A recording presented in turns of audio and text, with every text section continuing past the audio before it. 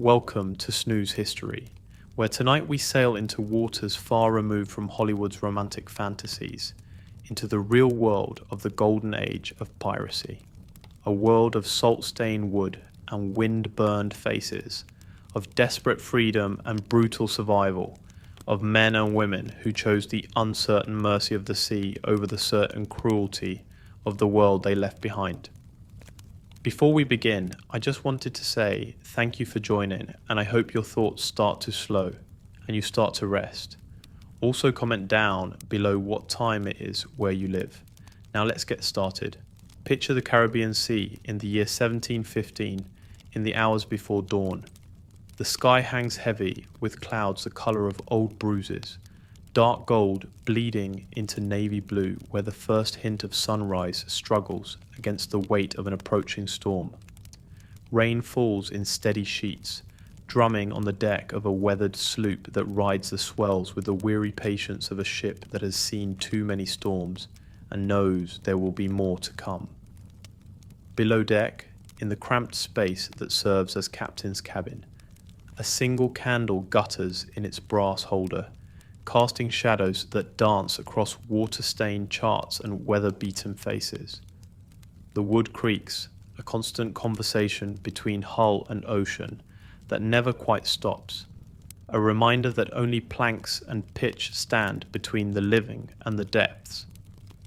In the distance, thunder rumbles like distant cannon fire, a sound these men know all too well. This is no ship of swashbuckling adventurers with gleaming cutlasses and perfectly tied bandanas. Picture instead a crew of exhausted men, their clothes salt-stiff and mildewed, their hands scarred from rope and blade, their faces etched with the permanent squint of those who have stared too long at sun on water. They are young men grown old before their time, old men clinging to a life that should have killed them years ago. Boys who will never see the men they might have become. Some are here by choice. Fugitives from justice, deserters from brutal naval service, escaped slaves seeking the only freedom the 18th century offered to men of African descent. Others arrived by accident. Merchant sailors whose ships were taken, who faced the choice of joining or dying, who discovered that piracy, for all its dangers, offered something their old lives never did. A voice in their own destiny, a share of the profits, a strange democracy that existed nowhere else in their rigidly hierarchical world. They call themselves Brethren of the Coast, the Brotherhood of the Account, Sailors of Fortune. History will call them pirates, criminals, threats to commerce and civilization. But in this moment, in this rain-lashed darkness before dawn, they are simply men trying to survive in a world that offered them no other path to dignity, no other route to freedom, no other way to be anything more than expendable labor in someone else's enterprise. Picture the Caribbean in the early 18th century, a vast maritime frontier where empires competed for sugar and silver, where merchant ships laden with unimaginable wealth sailed predictable routes, where colonial authorities struggled to impose order on waters too vast to truly control. The sea here is not the romantic azure of tourist brochures, but something more complex and dangerous. Turquoise shallows that hide ship-killing reefs, deep blue channels where currents run strong and unpredictable, sudden squalls that turn calm waters into chaos within minutes. This is a sea of opportunity for those desperate or brave enough to seize it. Picture the geography that made piracy possible. Hundreds of uninhabited islands and hidden cays where a ship could disappear from pursuing authorities, shallow waters where deep-drafted warships couldn't follow, but pirate sloops could navigate with ease. Trade winds that made certain routes predictable and therefore vulnerable to those who knew how to wait and watch. The ports where pirates found a refuge were as rough as the men who frequented them. Picture Port Royal before the earthquake, a town of wooden buildings leaning at drunken angles, of taverns that never closed, of merchants who asked no questions about a cargo's origins if the price was right. Picture Nassau in the Bahamas, abandoned by legitimate authority, transformed into a pirate republic where hundreds of wanted men lived in a brief chaotic experiment in outlaw democracy. These were not romantic hideaways, but desperate communities where violence was common, disease was rampant, and survival was never guaranteed. Picture the smell of these places: rum and rotting fish, human waste and salt air, the sweet sick scent of tropical flowers mixing with the harsh tang of tar and gunpowder. Picture the sounds: multiple languages creating a bubble of English, French, Spanish, Portuguese, Dutch, and various African tongues. Drunken songs and violent arguments, the constant background noise of waves and wind and creaking wood. They came from everywhere and nowhere. Picture a former Royal Navy sailor, pressed into service against his will, who endured years of brutal discipline, rotten food, and wages that arrived late if they arrived at all, who jumped ship when the opportunity arose and found that pirate crews ate better, shared profits more fairly, and elected their own officers. His skills made him valuable. His willingness to fight made him wealthy by the standards of men who once owned nothing. Picture an African man who escaped slavery, who swam to a pirate ship and was taken aboard not as property but as a crew member with equal rights to vote and equal shares of plunder. In the pirate democracy, skin colour mattered less than fighting skill and loyalty to the crew. Some former slaves became captains, commanding crews of all races, achieving a status that would have been impossible anywhere else in the 18th century world. Picture a Scotsman fleeing political persecution after the failed Jacobite rebellions, a Frenchman who deserted from a colonial garrison, an Englishman who killed a nobleman's son in a drunken brawl and had to choose between hanging and the sea. Picture boys as young as 12 or 13, running from abusive masters or desperate poverty, who found that pirate ships would take them when no merchant would, who learned to fight and sail and became men in a world where childhood was a luxury no one could afford. What united them was not romance or adventure, but desperation transformed into defiance. Picture men who understood that society had already condemned them, by birth, by circumstance, by choices made in desperation or anger, and who decided that if they were already damned, they might as well be damned on their own terms, with full bellies and coins in their pockets, and the fierce satisfaction of having chosen their own fate, however brief that fate might prove to be. Strip away the Hollywood imagery, the eye patches and peg legs, the buried treasure and walking of planks. Picture instead the reality: men who rarely bathed because fresh water was too precious to waste, whose clothes were stiff with salt and sweat, whose bodies bore the marks of tropical diseases, scurvy, untreated wounds that healed badly or didn't heal at all. Picture their ships, not massive galleons, but small, fast vessels chosen for speed and maneuverability rather than firepower. A typical pirate sloop might be 60 feet long, carrying a crew of 75 in spaces designed for 30. Below deck, men slept in hammocks, packed so close they touched, in air thick with the smell of bilge water and unwashed bodies, in darkness broken only by the dim glow of hanging lanterns that guttered with every roll of the ship. The food was survival, not cuisine. Picture their meals: hardtack biscuits so hard they had to be soaked in liquid to be edible, often crawling with weevils that men learned to ignore. Salt pork or beef preserved in brine so salty it burned the mouth, that had to be soaked before eating. When luck was good and a prize was taken, there might be cheese gone soft in the tropical heat, flour that could be baked into something resembling bread, captured wine or rum that made everything else bearable for a few hours. Disease killed more pirates than combat ever did. Picture tropical fevers: malaria, yellow fever, dengue, that could kill a strong man in days or leave him a shaken wreck. Picture dysentery that spread through cramped quarters, scurvy that loosened teeth and opened old wounds, infections that turned minor cuts into death sentences.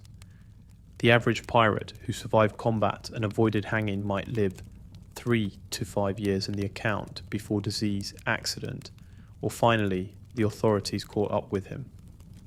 Yet for all its hardships, piracy offered something remarkable: a functioning democracy in an age of absolute monarchy and rigid hierarchy. Picture the pirate code, not a romantic fiction, but a practical set of rules that most crews adopted with variations. Before each voyage, the crew voted on articles that governed their ship.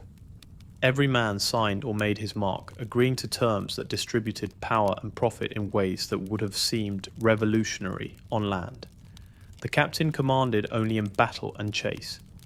Picture him not as an absolute authority, but as a man chosen by the crew for his fighting skill and seamanship, who could be deposed by the same vote that elected him if he proved incompetent or tyrannical.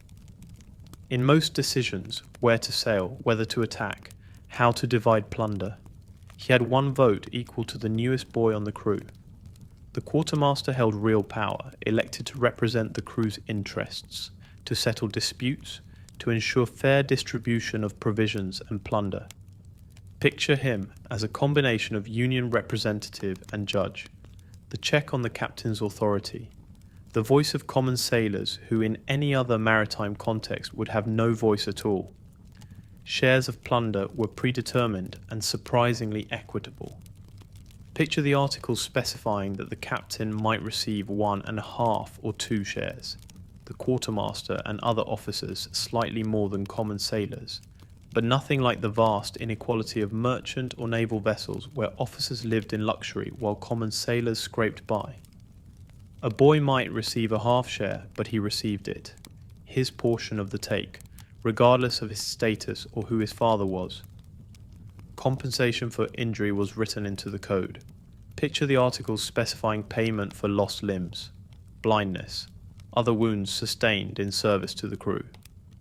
A man who lost his right arm might receive 600 pieces of 8, a substantial sum, his retirement fund, recognition that the crew owed him for the sacrifice his body made in their pursuit of fortune. Return now to that rain-lashed ship in the hours before dawn, to the men waiting for light that will either bring opportunity or danger, perhaps both. Picture the watch on deck, soaked through, eyes scanning the horizon for the sails that might mean a prize or might mean a British man of war come hunting. Picture the men below trying to sleep despite the constant motion, the creaking wood, the knowledge that each day might be their last, whether on the gallows, in battle, in storm, or to the fevers that lurk in every Caribbean port. They have chosen this life, or had it forced upon them, or found it the least terrible of terrible options. They are not heroes in any conventional sense. They steal, they kill when necessary, they live by violence in a violent age. But they are not the cartoon villains of legend either. Picture them as complex, desperate men navigating a world that offered them few choices, who found in piracy a strange freedom, a rough justice, a brotherhood born of shared danger and shared defiance, of a world that never wanted them anyway. The rain continues its steady drumming. The candle burns lower, thunder rolls across the water. Somewhere out there, a merchant ship is sailing, its hold full of sugar or silver or spices, its crew unknowing that wind and current are carrying them toward these rain-soaked men who wait in the darkness. This is the world we will explore together. Not the Hollywood fantasy, but the salt-stained reality of pirate life during the Golden Age. We will discover what drove men to this desperate freedom, how they organized their strange democracies, what daily life was like aboard their ships, how they fought and loved and died in waters far from any home they might have claimed. Before there were ships and skull flags, there were taverns. And before there were taverns, there were bad ideas, usually starting with, "You know what we should do?" That's how most pirate stories begin. Not with destiny, not with treasure, but with someone slightly drunk, slightly desperate, and completely done with taking orders from anyone wearing a crown. They called themselves the Brethren of the Coast, a rather dramatic name for a group of people who mostly smelled like wet rope and bad decisions, but it worked. It gave them a sense of unity, a code, a way to pretend the chaos around them had meaning. Their world was brutal but surprisingly democratic. Pirate ships, unlike the empires that hunted them, were early experiments in something rare for the 1600s: equality. Every man had a vote. Every share of loot was counted out fairly. The captain wasn't a king. He was just the guy everyone hoped wouldn't get them all killed before breakfast. When a ship was taken, the treasure was divided. A captain got 2 shares, a quartermaster 1.5, and everyone else 1. Even the ship's cook got a full share, though judging by the quality of the stew, that might have been an overpayment. They had rules too, strict ones. No fighting aboard the ship, no stealing from a fellow crew member, and absolutely no bringing women aboard unless everyone agreed, which, let's be honest, never happened. If you broke the rules, punishment was creative and terrifying. Sometimes it was marooning, being left on a deserted island with nothing but a pistol and your thoughts. And if you've ever spent a weekend alone without Wi-Fi, you already know how horrifying that is. Still, for all the chaos, there was loyalty, a rare kind, forged not by law but by shared hunger and salt air. Men from every corner of the world, escaped slaves, disgraced soldiers, runaway sailors, all became brothers under the same flag. A black flag, yes, but to them it wasn't a symbol of death. It was a declaration of freedom. And perhaps the most human thing about them was this: they didn't trust authority, but they trusted each other. In a time when kings betrayed nations and nations betrayed men, that was something close to sacred. They weren't saints, far from it, but in their defiance they stumbled upon something civilization had long forgotten: a world where the lowest man could rise, where gold was shared, and where for once no one told them who to be. They were outlaws, but they were free. If you've ever thought the pirate's life was all gold, glory, and dramatic one-liners, well, congratulations, you've been lied to by every movie ever made. The truth is, most of pirate life was just waiting. Waiting for wind, waiting for land, waiting for the stew to stop moving on its own. Days at sea blurred together. Morning bells rang, sails were adjusted, decks were scrubbed, and complaints were filed directly to the ocean, which, to be fair, had an excellent listening ear. Food was a daily battle. The menu consisted of 3 exquisite courses: hardtack, salted meat, and existential dread. The biscuits were so hard that some pirates reportedly carved them into dice, and if you bit into one and it crunched back, congratulations, you'd found the ship's pet weevil. Fresh water was rationed carefully. After a few weeks, it tasted less like life and more like old shoes steeped in regret. So pirates did what any logical person would. They drank rum instead, because nothing says hydration like mild alcohol poisoning. But life aboard wasn't all misery. There were moments of wild beauty too. Mornings when the horizon glowed gold and pink, and even the roughest sailor went quiet. Nights when the sea turned to glass, and the stars felt close enough to touch. And then there were the storms. You never forget a storm at sea. The wind screamed like 1,000 ghosts, the mast groaned, and everyone suddenly found religion, even the guy who'd sworn off it the week before. In those moments, the sea didn't feel like water. It felt alive, ancient, furious, and very aware of how tiny you really were. Below deck, the air was thick, part smoke, part sweat, and part mystery. Hammocks swung gently as men told stories of cities made of gold, monsters in the deep, and women who actually wrote back. Laughter echoed through the hull like music, proof that even surrounded by danger and darkness, people can still find a reason to smile. And maybe that's what kept them going. Not the promise of treasure or revenge or even freedom, but the strange, stubborn joy of surviving one more day at sea. For all their chaos, the pirates weren't just thieves. They were entrepreneurs. Very violent, very disorganized entrepreneurs, but entrepreneurs nonetheless. The Caribbean in the 17th and 18th centuries wasn't just a tropical paradise, it was a chessboard of greed. Empires battled over sugar, silver, and souls. And in the spaces between their rules, pirates built a shadow market that worked faster, cheaper, and, ironically, more honestly than the official ones. Ports like Nassau, Tortuga, and Port Royal were less villain hideouts and more startup hubs with rum instead of coffee. You could buy anything there: gunpowder, tobacco, silk, sugar, even a new name if your old one came with too many wanted posters. Gold and silver were only part of it.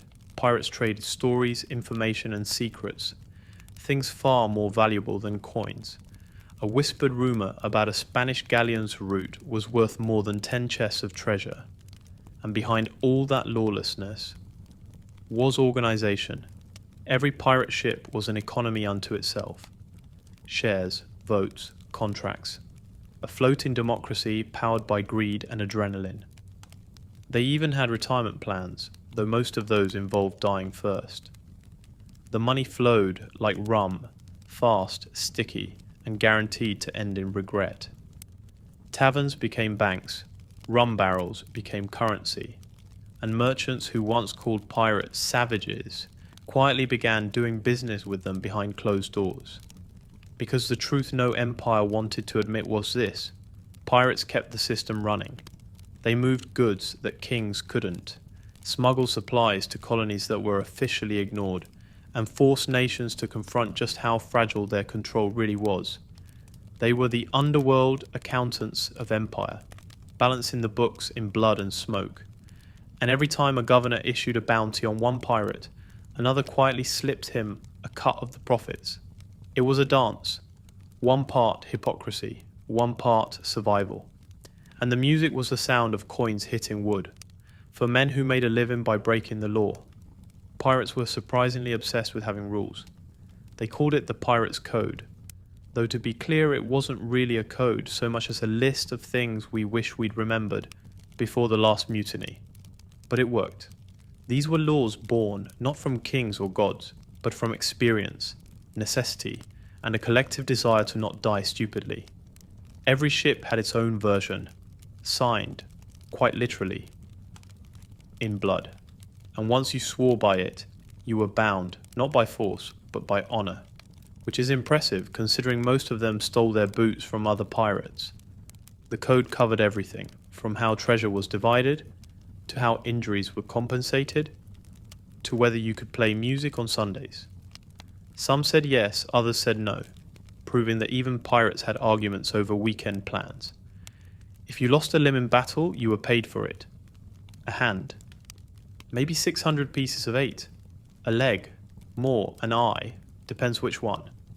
It was the world's first and possibly worst insurance plan. There was democracy too. Captains were elected, not crowned. Crew members voted on everything. Raids, routes, punishments. It was a rough, salty version of equality. Everyone had a voice, even if most of those voices were yelling. And it wasn't all self-interest. The code also demanded fairness. No stealing from your shipmates. No fighting on deck. And if you wanted to duel, you did it on shore. Because nothing ruins morale like tripping over a corpse mid-sail adjustment. These weren't men of law, they were men of balance. The sea was chaos, and the code was their anchor. It kept greed in check, rage contained, and gave every man, no matter how lowly, a say in his fate. Every age has its heroes. Ours wore capes. Theirs wore fear, smoke, and an alarming amount of questionable facial hair. The Golden Age of Piracy wasn't golden for anyone except the people writing ballads about it, but it was glorious, in the chaotic cinematic way only desperation can be. The oceans were a stage, and the pirates, they were the rock stars. They just happened to perform with cannons. There was a Blackbeard, the man who treated terror like theatre. He tied lit fuses into his beard before battle, because apparently looking like a human thundercloud was good for morale. Sailors claimed he could frighten the sea itself. He didn't need magic, he had confidence, charisma, and gunpowder. Then came Anne Bonny and Mary Red, who shattered every expectation the world had for women at the time. They fought, cursed, and commanded like the best of them, proving you didn't need a beard to strike fear, just a sword and a refusal to sit quietly. And then there was Calico Jack Rackham, whose biggest crime was probably his sense of fashion. He loved bright clothes, clever women, and picking fights he couldn't win, which honestly makes him one of the more relatable pirates in history. But beneath the stories, beneath the smoke, the fire and the songs, there was something deeper. Each of these people was running from something, from poverty, from war, from the unbearable smallness of the life they were given. The sea offered them what society never could, a chance to choose. And maybe that's why we still remember them. Not because they were perfect, they were absolutely not, but because they embodied something we all secretly crave, freedom, no matter the cost. Their names became whispers that outlived empires. Even the nations that hunted them eventually romanticized them. Because deep down, everyone, even kings, dream of a life untethered. Every storm eventually runs out of thunder. And for the pirates, that moment came far sooner than they'd ever believed. The empires they had mocked finally got organized, which is usually the worst possible thing that can happen to people having fun. By the early 1700s, the Caribbean turned from a playground into a police zone. Redcoats, warships, and new governors arrived, all carrying one clear message: please stop. Pirate havens like Nassau were raided, cleared, and scrubbed clean of their taverns and chaos. One by one, the flags came down, not in battle, but in surrender. The Golden Age of freedom was being replaced by ledgers, laws, and very unamused bureaucrats. Some pirates took the pardon. Trading rum for respectability, they became shipwrights, farmers, or more likely, really bad bartenders. Others kept fighting, refusing to kneel, and were promptly reminded that the British Navy was not a big fan of personal expression. Blackbeard was hunted like a myth that had gone too far. His final battle was chaos, cannons thundering, smoke choking the dawn, and a man too stubborn to die quietly. When they finally brought him down, they cut off his head and hung it from the ship's bow. The message was clear, the legend was over. And yet, legends have this irritating habit of not staying dead. Even as the pirates vanished, their stories grew, whispered in taverns, painted on stage, and later, written into every adventure we'd ever dream as children. The empires forgot their names, but the world didn't. Because the truth is, piracy was never really about gold. It was about the dream, the refusal to be told what the horizon meant. And though the waves swallowed their ships, that dream still floats somewhere out there, untamed, ungoverned, and laughing softly every time we mistake comfort for freedom. Centuries have passed since the last pirate flag fell. The sea has changed, the world has changed, but somehow, they never really left us. Their stories float between myth and memory, sailing quietly through our books, our movies, our daydreams. We call them villains, but deep down, we envy them. The ones who lived by their own rules, who stared down kings and storms alike and said, "Not today." From Jack Sparrow to Treasure Island, from children's costumes to tattoos inked across the shoulders of grown adults. The pirate became something more than history. They became a symbol, a reminder that freedom, even if fleeting, is worth the risk of being misunderstood. Because what is a pirate really? A rebel?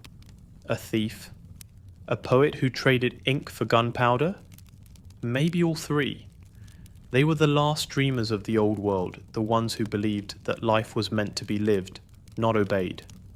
And though they vanished beneath the tides, their laughter still echoes in the wind, in every restless soul that looks at the horizon and feels something stir.